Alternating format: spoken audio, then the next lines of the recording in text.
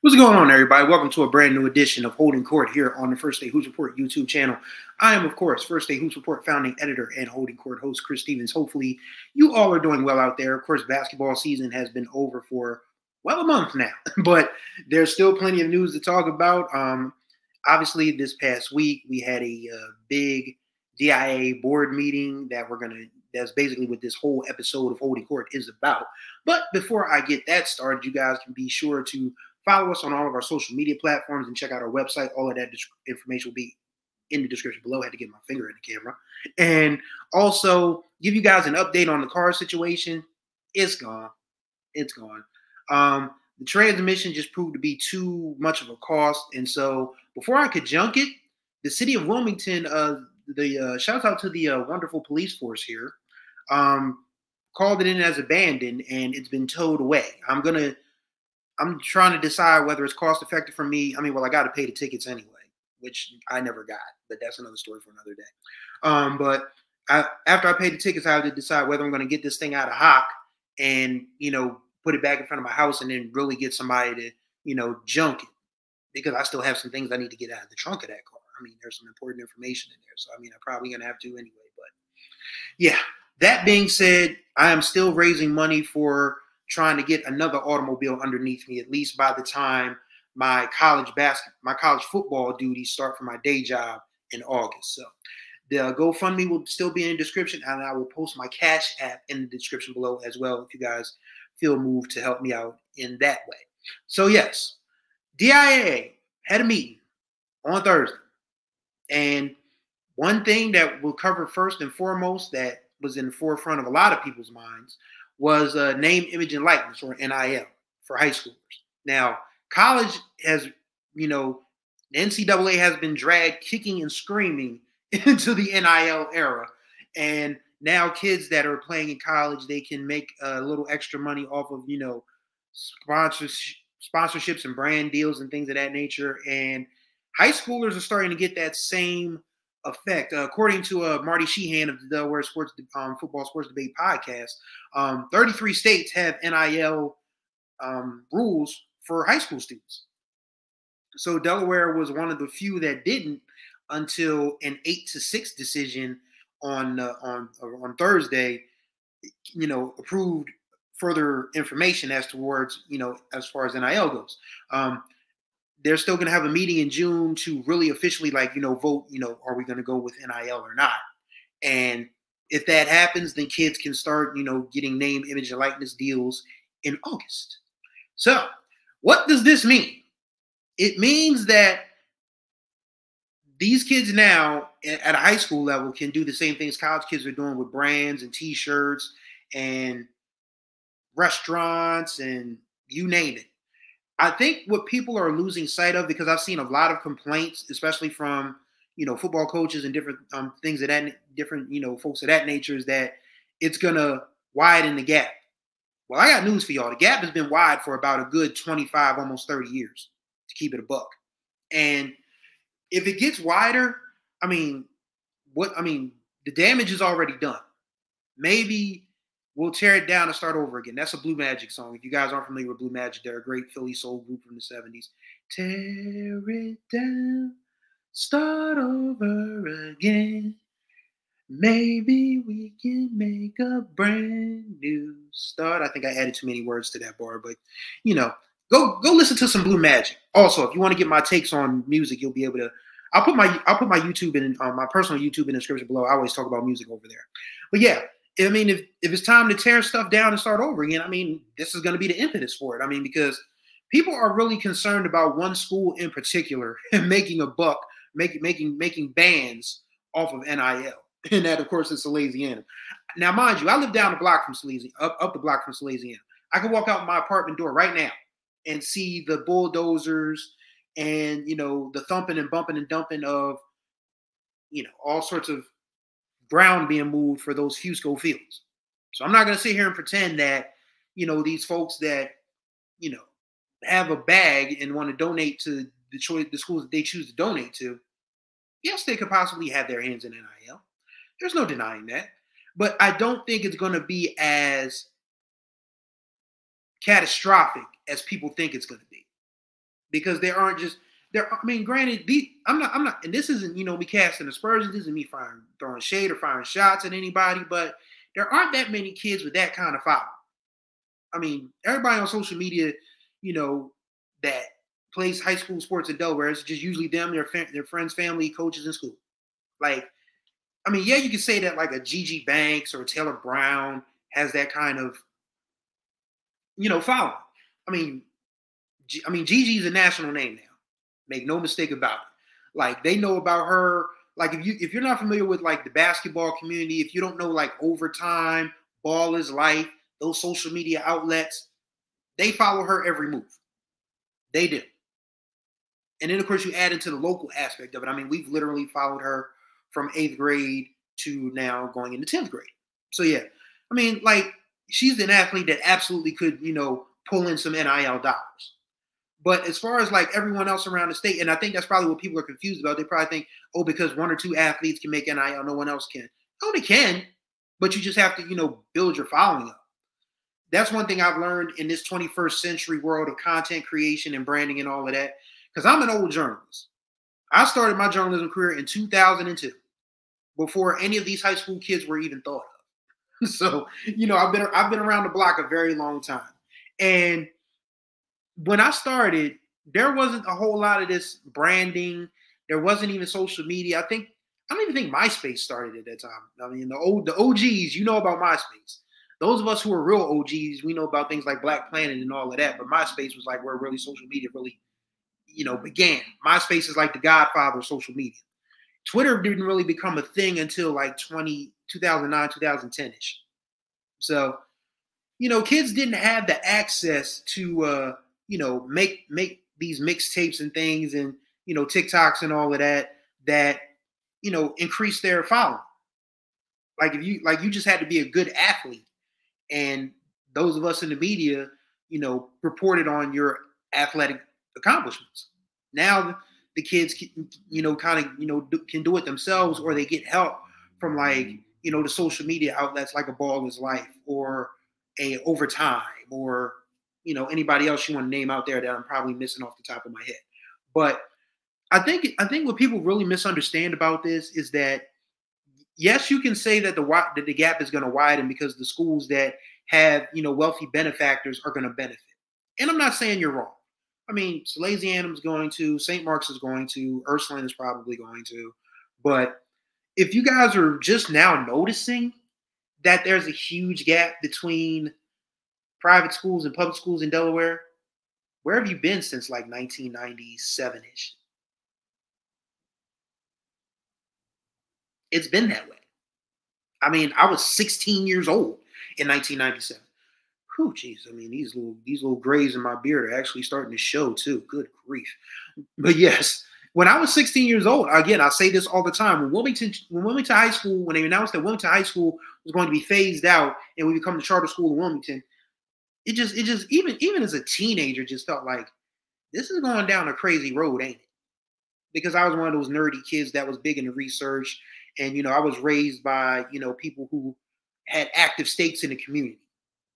So, I mean, I knew about desegregation. I knew about Brown versus Board of Education. I knew about busing. I knew about all of those things as a teen.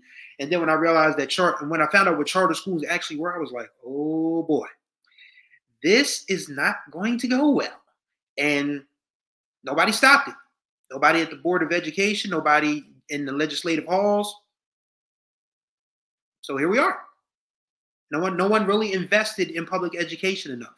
That's why you have kids now that are trying to be seen, by the private schools and by the, schools with selective processes like charter schools and Votex. And literally, we just had another referendum this week in the Appoquinimink district, y'all. And this is one of the, nicest parts of Newcastle County. It's below the canal. So people who are so scared, I mean, like people who will get on social media and say things like the city of Wilmington used to be safe. Now I'm scared to drive through there. I walk through the city of Wilmington every day. Don't have a problem. Don't know what y'all worried about, but that's your cross to bear. But, Middletown, for crying out loud, had to have a referendum for operational capital. And they have 3 of the nicest high schools in the state. Apple, Middletown, Apple, Middletown, Odessa. So if you're just now noticing that people stopped caring about public schools to the point where private schools could, do things like win championships in just about every doggone sport, you're about 20, 30 years too late. And there's nothing that we can do about it unless somebody really just steps in and says, hey, we really need to get serious about making sure that everyone gets a proper education, not just the kids who can afford it. And people are probably saying about the athletes, well, they get scholarships and all of that, and they get the preference and the first choice, and like, do you know that for sure? Like, are you literally in the admissions office of these schools to make such claims? And this is coming from a public school advocate, like literally. I mean, a job that I had, I realized that the best thing for me, even though they let me go, the best thing for me was going to be eventually leaving anyway, because we were doing the bidding, public relations bidding for charter schools. And then I remember, like, wait a minute, I'm not a charter school person. I'm not. And this isn't, me being disrespectful towards the charter schools. Because there's an old saying in sports, you take what the defense gives you. And the defense, that is the Board of Education, and that is the legislature in different cities, different counties, and, down in Dover. The defense is giving charter schools a wide range of territory. So charter school folks will be foolish not to take advantage of it. But I just feel like people are, y'all dropped the ball, man. A lot of y'all dropped the ball. People that are living in these districts don't care about the districts. That's why, the Brandywine vote was closer than it should have been. The Red Clay vote was closer than it should have been. The Appoquinimink vote was closer than it should have been. The Colonial for William Penn.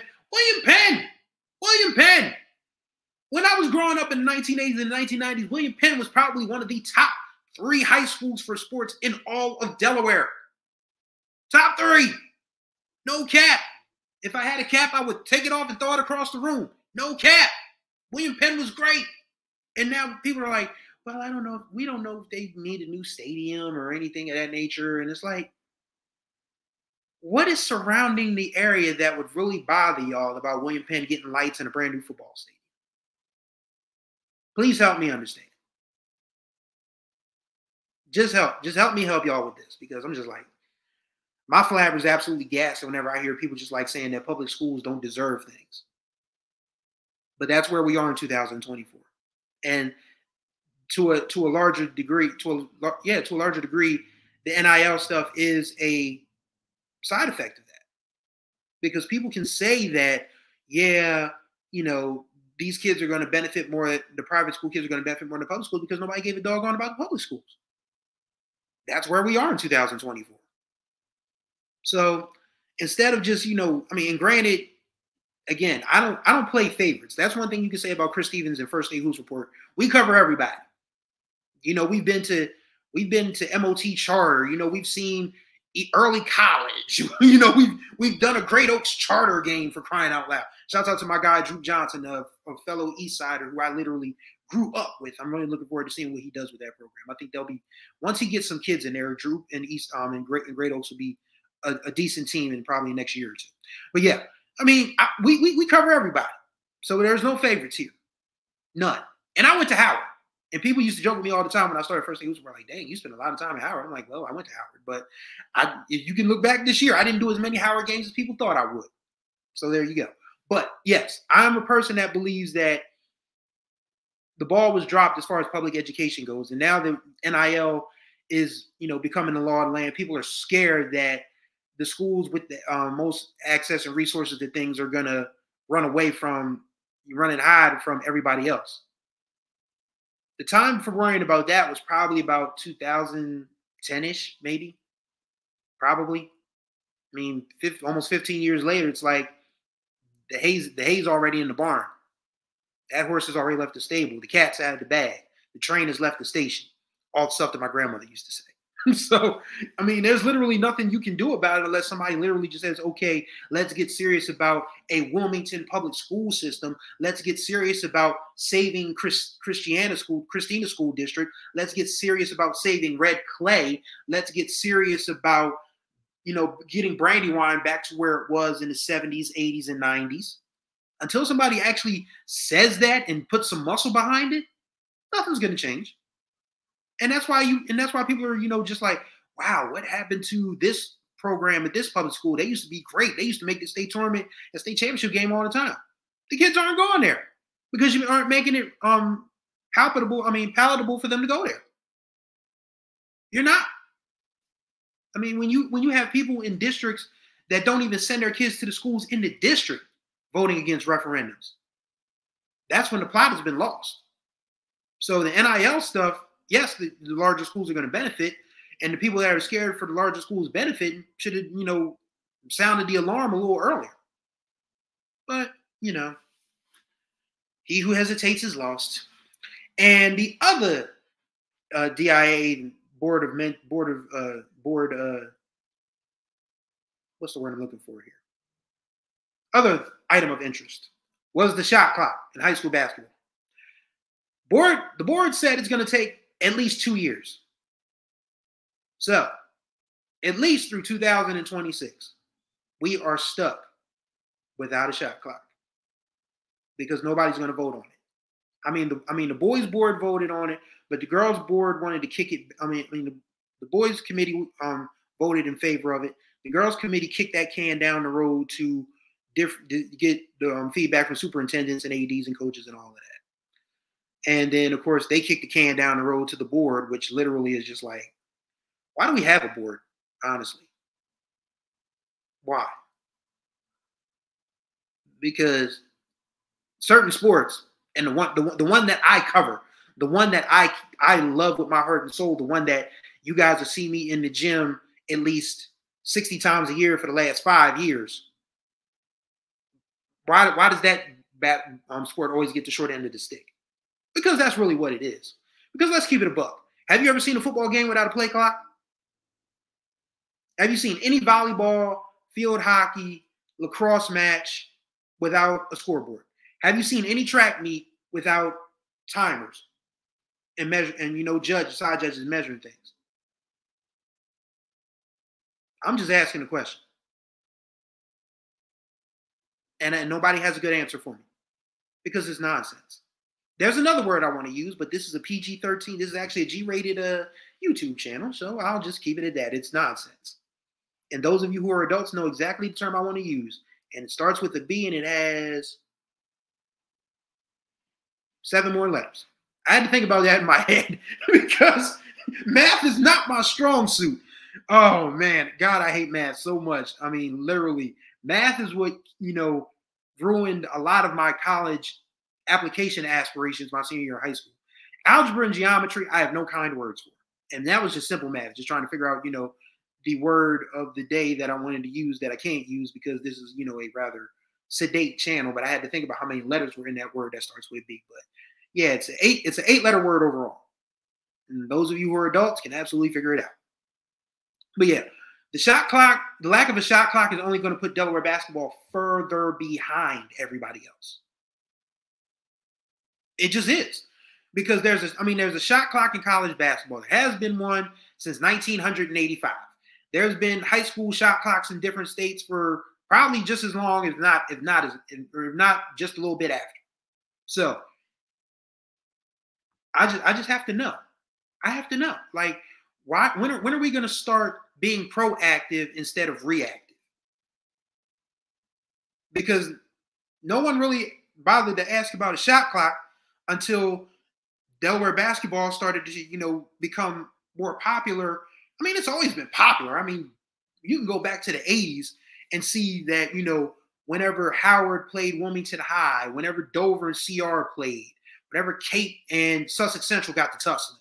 And then Sanford started to come of age, later on. I'm actually going to probably be working on a very interesting story about the very first Sanford team to win a basketball championship. John Kalesia, who, of course, coached girls at Conrad. His daughter's Julie. I Why do I want to keep calling Julia? Why do I want to keep calling Julie Julia? I don't know why I do that. Sorry, Julie. But Julie and Stephanie have, well, Julie's career is, you know, she played 4 years at Buck. Now Stephanie's going into her 3rd year at UMass along with Dallas Pierce from Sanford. But yeah, Coach Colegio was on that first Sanford team that won a state championship way back in 1986.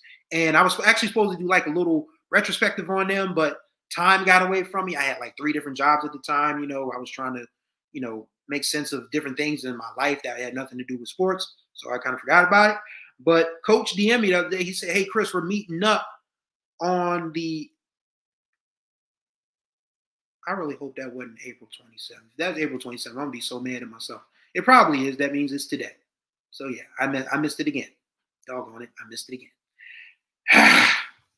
Well, I'll figure it out. Coach, if you watch this, I'm sorry. I totally forgot. Once again, job stuff got in the way. I'll figure it out. But yeah, I mean, if we're really going to start, you know, if Delaware basketball is ever going to be something that be as special as it can be, then we've got to get super serious about treating the sport with the same care and reverence that we do football, that we do baseball, that we do cross country, that we do wrestling, that we do swim, that we do track and field, that we do volleyball. I mean, basketball deserves that same level of love, care, and attention.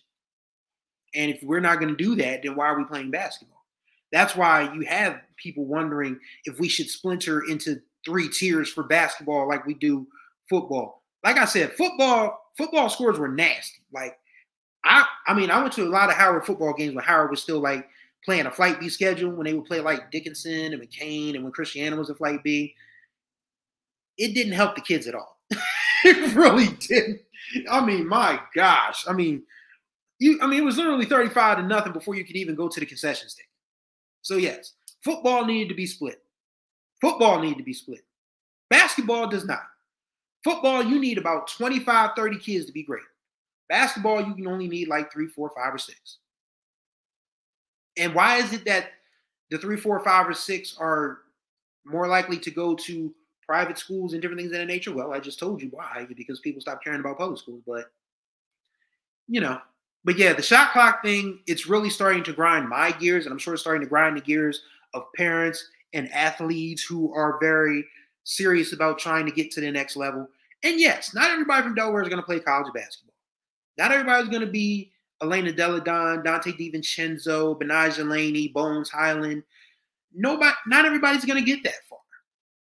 But at least give them the chance to do so. At least give them the training to do so, to have a shot. And the shot clock. And granted, there aren't that many teams that hold the ball anymore. So I mean, it's not like, you know, the Lee Sibley era at St. Mark's when you literally would have, like, I forget what game it was. I forget what year in the state tournament, St. Mark's and South played like a 22-21 game in the state tournament. I can't remember what year it was. Somebody's going to watch this and remember. And I want to say it was either 2004 or 2005. It was, yes, the score of a state tournament game was 22-21. That was the final. It wasn't after the first quarter, wasn't after halftime, wasn't after the third quarter. It was the final score. So, yes. I mean, but yeah, not a lot of, you know, there's not a lot of stall ball being played anymore. Thank God. But what's going to stop a coach that literally knows that his team cannot compete with this team, and he's going to start just, you know, telling his players, boy or girl, just say,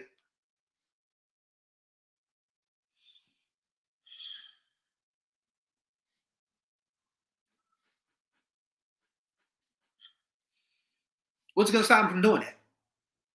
I don't know. You tell me. But yes, we have some kids here, and this is the NIL and the shot clock stuff is important because we have talented kids here who could potentially play high-level D2, mid-major D1, or even high-level D1 basketball. We have a few, but they don't have the proper training because, I mean, well, I'm not going to say they don't have the proper training because, I mean, they're still good, but the shot clock is still something that you have to account for during the course of a game. That's why, you know, the great ones that are great in this state have gone on to do great things. I mean, Bones had back-to-back 50s like Bernard King in 1984. Like we just knew that he was going to go somewhere. Dante was probably, out of all the years I've been watching high school basketball in Delaware, and that's a very long time because I'm no spring chicken. He's probably one of the 3 players, top 3 players I've seen that just make things look super easy. Elena is another one. We've seen some kids. I mean, granted, we got kids playing high level we got kids playing D1 basketball now. I mean, India Johnson, is like a contender for 6th player of the year in the Coastal at Towson. Dallas Pierce came off the bench, gave UMass some good minutes. Stephanie Koleja was in the starting lineup for UMass. I mean, these kids, the boys, I don't want to say the boys are a little more behind. I don't think that's the case. I think it's more so of the fact that the transfer portals has really hurt the men's basketball game, quite honestly, because a lot of college coaches are not as keen as going to see high schoolers as they are to just, picking and choosing from the portal. I mean, the portal is like a brand new toy to a lot of these kids. The portal to college athletes is what that Christmas morning in 1993, when I got a brand new Sega Genesis in NHL 94. That's what it was like for me. I literally couldn't, like, the rest of Christmas break, which lasted, back in the day, Christmas break ended New Year's Eve. That was the last day. I don't think we've been back to school New Year's Day, but we were close. I mean, we always went back January 2nd. A lot of schools now, you go back like the 4th, 5th, or 6th, whatever. But yeah, January 2nd. January 6th, God, we don't need to remember that date by any stretch. Yeah, January 2nd was when we went back. But yeah, you couldn't take me off of NHL 94 when I got it for Christmas in 1993. And that's what the kids are like with the transfer portal now. It's like, okay, so yeah, I was rookie of the year in this conference. I was second team all conference here. I was first team all conference here. I was player of the year here. What if I go see where I can be at a different level? Ain't nothing wrong with betting on yourself. Nothing wrong with that at all. But what that's doing is it is literally just like a game of musical chairs, and it has like this real weird domino effect that the high school prospects aren't being seen as much as they should be. And that's going to hurt because I think what a lot of college coaches feel like now, well, if I don't catch them, in their 11th or 12th grade year, I'll probably catch them, after their freshman year, if they redshirted this school, then, if they enter the portal, we can holler at them then. I think that's what a lot of the thinking is now. I mean, I could be wrong, but that's probably, I think the girls is still a little more, a little more pure because not only do you have more stability, you don't have girls declaring after their freshman, sophomore, junior years in college. You just don't. Because, look at the WNBA. There's not a lot of spots. There are 30 NBA teams. Multiply that by 12. I'm going to try and do this again because, again, I hate math. 30 times 12 is 420. So there's 420 spots in the NBA. You have 12 WNBA teams. 12 times 12, I believe, is 144. So, yeah, you're not going to see a lot of girls just saying, oh, wow, I was third team All-American as a freshman. Let me go see if the Seattle Storm or the Las Vegas Aces or the Connecticut Sun need my services. No, they're going to stay the whole 4 years, get the degree, and then let the chips fall where they may. A lot of the kids at higher levels after freshman year is like, yo, I can go to the league. And some of them can. But what that means is that these coaches are now trying to, get back what is lost whenever these kids declare for the draft. And the portal has just given them a whole new access to a whole new field of kids. So that's what, I think that's why the boys in Delaware are a little further behind than the girls. Also, credit is due to the major programs in the state that schedule really, really hard. Like Marcus Thompson let me have it when I didn't have Sanford, number 1 at the end of the season. And looking back on it, he's right. Because Sanford, until the semifinals, beat every team in Delaware they were supposed to beat. That includes state champion Ursuline and state runner-up Caravelle. So, but Marcus has always scheduled his team tough. Every step of the way. Like, you don't see a Sanford team in Delaware until after Christmas. Because, they're just head and shoulders above everybody else in the independent conference. This isn't me being offensive to anybody. This isn't me, I'm just telling the truth, y'all. I'm just telling y'all the truth. That Sanford team literally gains nothing from their independent conference schedule, as in right now. Last couple years when Tatnall had the Kirby sisters and Cherish Bryant, whole different story. But yeah, now that, Cherish has moved on to Tatnall, the Kirby sisters have graduated, the independent conference does nothing for Sanford. It just doesn't on the girl side of things. So Marcus has to schedule tough. John Noonan always schedules tough. And a lot of whispers were around the state after they went to Long Island Lutheran and, got, sent back down the highway in short order. People were wondering, was that a smart decision to schedule that game that close to the state tournament? All that did was just piss Gigi off, quite honestly. Losing by that much and then losing one of their key players, because I think that was the game Skylar hurt her foot. Somebody will correct me if I'm wrong. But all that did was just, make Gigi and Taylor mad, quite honestly.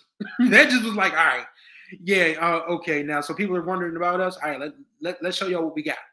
And, of course, throughout the state tournament, they beat the teams they were supposed to beat, and they held off the teams they needed to hold off. Because Sanford played a really good semifinal game. I think we don't talk about that enough. Sanford played a really good, close game. It was low scoring because both of those teams was probably three of the three best defensive teams in the state of Delaware on the girls' side. On the girls' side were in that Final Four. Well, actually, all four, honestly. Because AI's schedule was a little, had a little bit to do that, but they locked a lot of teams down. Caravel locked a lot of teams down. Ursuline, Gigi and Taylor play you 94 feet. Jazz Wesley just 6'1" with her arms up like, go ahead, shoot it. I dare you. And then, of course, you had Tyler Edwards. If there was a defensive player of the year for girls basketball in Delaware, she would have won it for Sanford. So, you just have to really be mindful of what you say about different schools and, how they schedule and different things. Because, it's pointless for a lot of the better teams in the state to just keep playing the teams that aren't good. And this is why, people are really like, okay, we need to have tiered high school tournaments. No, we don't. I still don't believe that. Yes, the competition gap is wide, boys and girls. I'm not going to lie to you. But at the same time, I also believe that if we start giving championships to like one group of 16, another group of 20, and another group of 20, because there's 56 high schools that play boys and girls basketball in the state of Delaware.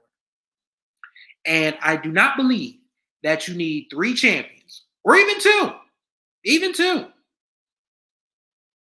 All it takes is good coaching, the will to win, and anything can happen. Because, didn't Dover just win a state championship this year in boys basketball? And Salesiana had like an all-star team as their starting 5?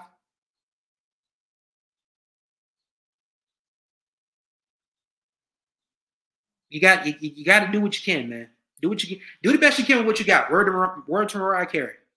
Do the best you can with what you got. And yes, the resources are it's definitely a disparity in resources, and it's disproportionate that the private schools and the charters and the VOTEX get more than just like a garden variety public school. Yes, but it's not mission impossible, because we've seen some really good public school teams over the years. This AI DuPont team on the girls' side with Lucky Price coaching. You had Sid Hilliard who literally had people trying to take her high school career from her. And she had one of the greatest redemption years I've seen from an athlete in my entire 22 years in this business. Public schools still matter, man. And, if we're going to start, handing out participation trophies for basketball, then we've lost the plot. That's my story, and I'm sticking to it. And I'm glad I got this done on a Saturday, because if I had tried to do this on a Sunday morning when I'm still waking up, there's no guarantee this would have been as coherent and cohesive as it was. But I'm starting to get a little bit better about planning my videos out. I have so much stuff going on. Like, I'm still writing for HBCU Sports. I've launched my YouTube channel. I'm actually working on a collaborative effort with other creative writers, and I'm starting to get back into my own creative writing. I still need to write my journalism memoir. I got so much stuff going on, y'all. So if y'all think I'm like, if y'all tagging me on stuff on Instagram and thinking like, oh wow, Chris Stevens just doesn't have time, or he's ignoring us. No. My time is limited, so I'm just trying to be really mindful of how I spend it. Don't get me wrong. I'm still gonna, show my face at, the Crozier. If I'm able to get down to Czech Rock, I'll be down there. you know, I'm still, once I get this automobile situation straight, I'm probably going to take a couple trips to Spooky Nook. So yes, I haven't gone anywhere. I've just, you know, been mindful of the work that pays me, because once again, First State Hoops Report is something that I do from the mud, out of the bottom of my heart. Yes, I would like to make some money from it, but it's not happening at this point in time. If it does, great. If it doesn't, then I'll probably have to start thinking about, you know, the future, and I don't want to do that. But yes, I stay busy. So I got so much going on, but I'm still here for y'all. I'm still working to, you know, get guests on this channel, have things to talk about, have things to write about. So I haven't gone anywhere. I've just been really, really busy. Like I'm literally a one-person news organization, honestly. Like if I'm right, I mean, I'm writing for HBCU Sports and appearing on their programming during the day, and then I'm working on my creative writing, my fiction writing, and then my YouTube channel where I'm, you know, where I provide commentary on sports, society, music, and different things at night. Like I'm just very super busy. So I think what's probably going to have to happen is, if any of you folks have planning ideas, or if I just need to, if you guys are like, yo, Chris, just make use of Google Calendar. If you guys tell me that, then I'll probably do a better job of that. But that's going to do it for this edition of Holding Court. Dang, 36 minutes. Didn't expect it to be that long. Greatly appreciate y'all for watching as always. Once again, all the important information will be in the description below. Once again, thank y'all for watching. Till we see each other in these gyms, y'all take care of yourselves and each other.